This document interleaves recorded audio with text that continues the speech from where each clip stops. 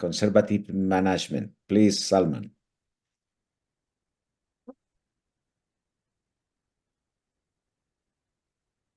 I think, I'm going to be talking about the conservative treatment. This is again from our consensus statements that we have recently published. So you look at, I'll get on straight to it. First of all, I'd really like to thank Enrique, Mehmet, Abuzer for doing a great job, helping the WFNS Education Committee and the Young Neurosurgeons Forum to get on to a very good start. And I'm delighted, like Mehmet is on to his full speed, which is great. Enrique, a dear friend for a long time, as always, has supported us, and it's brilliant to have him here. So let me just get on to what we looked at. So role of medical treatment. So we put in this in the Google Scholar. We had these kind of studies. We looked at PubMed, and we had this kind of results out of it. There were 61 randomized controlled trials during the last 10 years that we looked at. This is from 2012 to 22.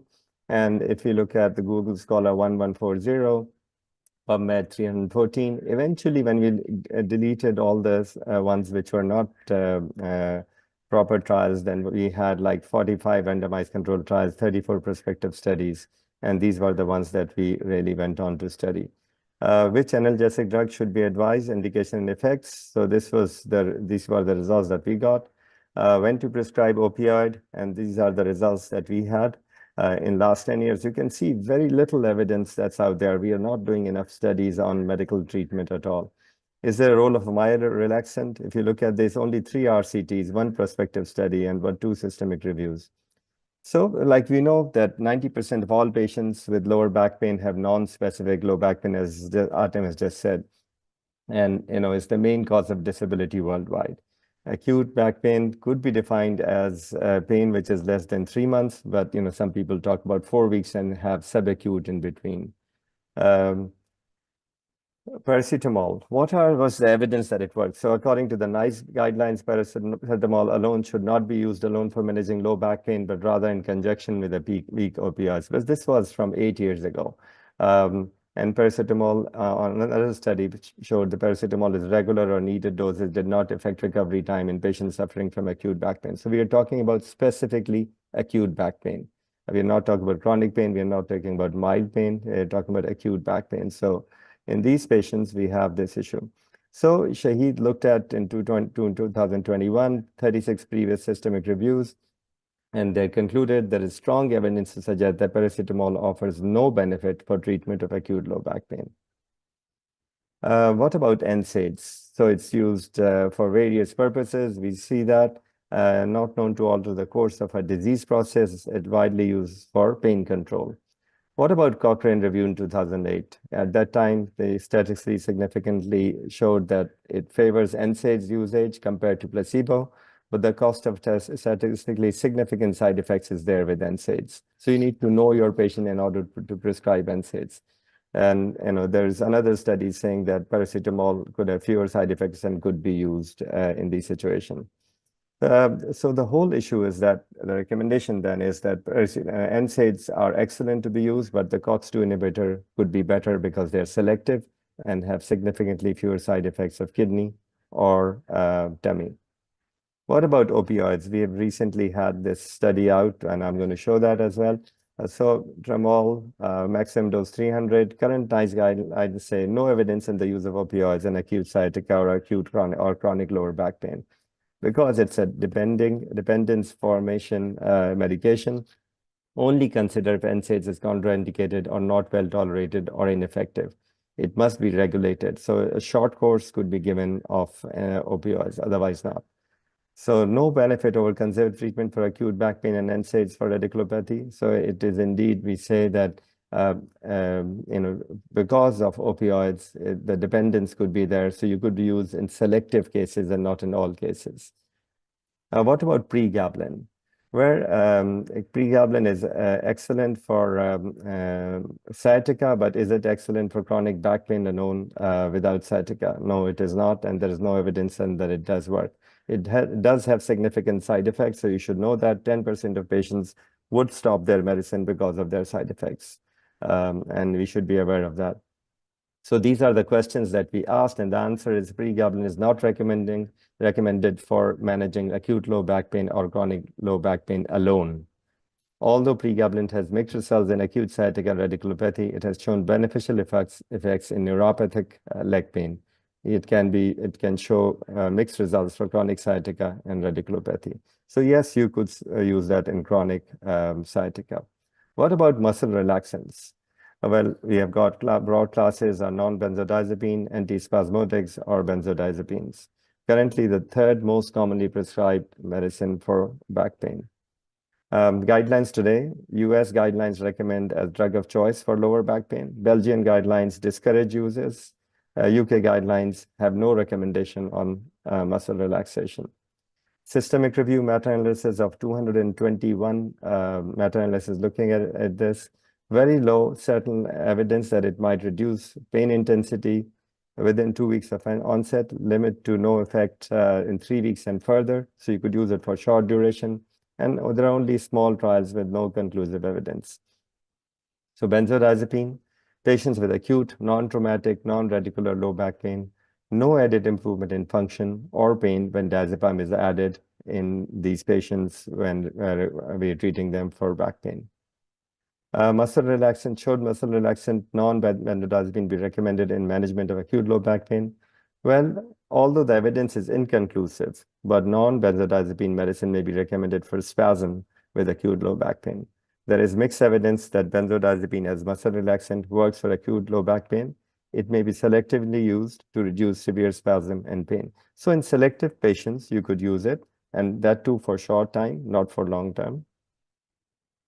What about role of physical medicine and rehabilitation? So these are the things we looked at in our consensus.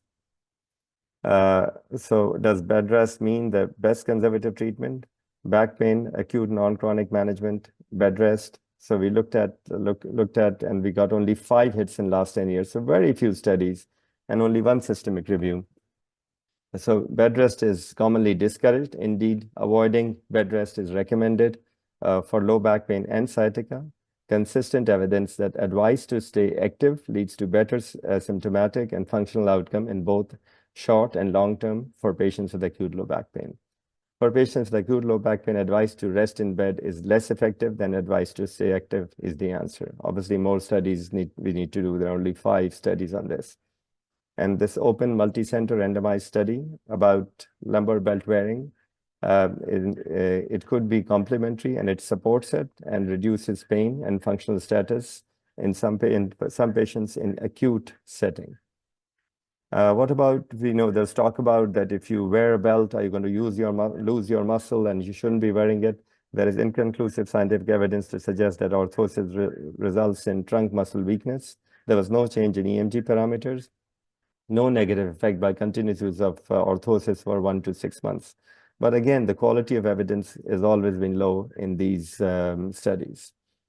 What about type of certain therapy? Would that help? Effectiveness of exercise therapy for acute low back pain remains uncertain with conflicting evidence.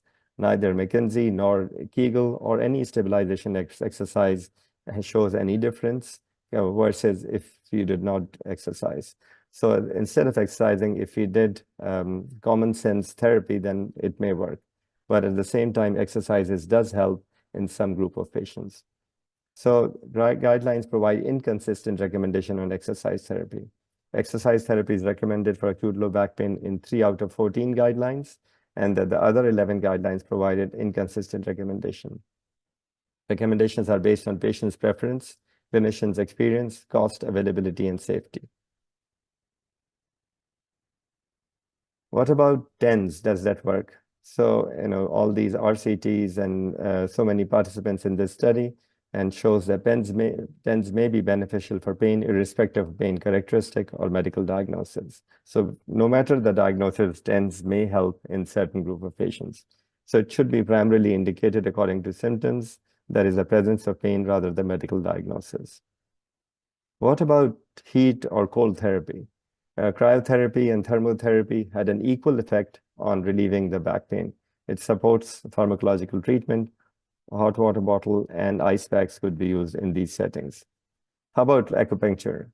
There is significant difference in therapy effect favoring acupuncture in this particular study for pain at less than 1 month, 1 to 3 months, and 3 to 6 months, and as well as quality of life at 1 month and functionally at 1 month and 1 to 3 months.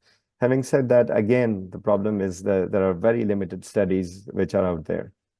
How about the role of manual therapy in massage?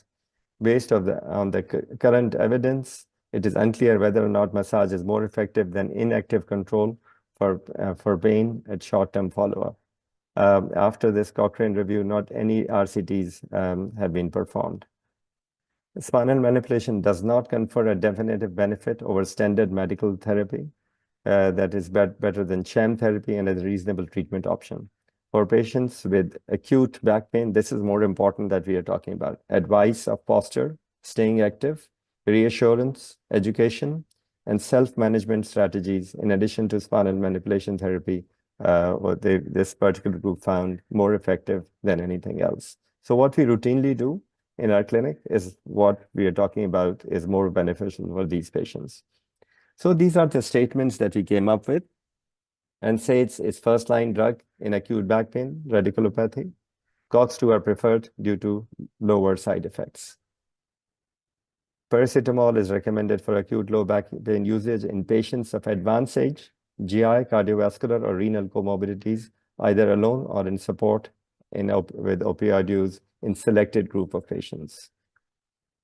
Opioids have limited benefit over conservative measures for acute low back pain. It is indicated when first-line medicines, NSAIDs, are contraindicated or not tolerated. A short course of opioids may be considered in patients with intractable back pain. So that's what we do routinely anyway. Pregabalin is not recommended for managing acute low back pain without radiculopathy because it's a local pain and should not be dealt by a radiculopathic pain. Although the evidence is inconclusive, non-benzodiazepine muscle relaxants may be recommended for spasm with acute low back pain. There is mixed evidence that benzodiazepines as muscle relaxant work for acute low back pain. It may be used selectively to reduce severe spasm and pain, so we shouldn't be using it routinely. Bed rest for more than 48 hours in acute low back pain is not recommended. Staying active leads to better symptomatic and functional outcome with acute low back pain. Lumbar support belt may reduce the pain level and augment the functional status. There is no negative effect by use of lumbar support belt in means of muscle weakness and deconditioning. But it's important to know that as you age, the belt has some rods, and those rods could irritate your back and you could be more painful. So as you age, probably having a simple abdominal compression belt would be more effective and less painful compared to a lumbar support belt. Thermotherapy and cryotherapy are efficacious on relieving acute low back pain. TENS may be beneficial for reduction of acute low back pain and has no serious side effects. There is no evidence that exercise programs work in acute low back pain. So there's no study that has clearly shown that exercise is better than anything else, especially those programs that we have, McKinsey, Kegel, etc. Mixed evidence that spinal manipulative therapy may provide short-term improvement in patients with acute low back pain, comparable with other standard treatment. There is unclear evidence that massage therapy is more effective than inactive controls for pain in short term. There is moderate evidence of benefit of pain intensity with acupuncture. And that's the answer to Moody's question. And thank you very much. Thank you, Salman, for your great revision of this problem. And as you see, we